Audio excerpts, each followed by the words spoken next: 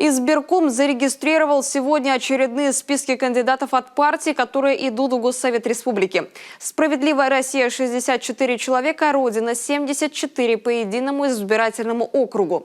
У членов комиссии документы не вызвали нареканий. Все соответствует требованиям закона. Ранее по такому принципу регистрацию прошли, напомним, «Единая Россия», КПРФ и «Коммунисты России». Остальные 6 участников гонки ждут регистрацию, либо еще доносят необходимые документы.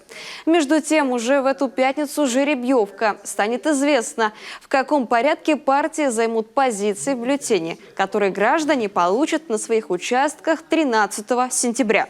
После регистрации всех избирательных объединений избирательной комиссии Республики Коми будет проведена жеребьевка с использованием конвертов, которые полномочный представитель избирательных объединений будет вытягивать, и то есть, что вытянуть в той последовательности ваше избирательное объединение появится в избирательном бюллетене.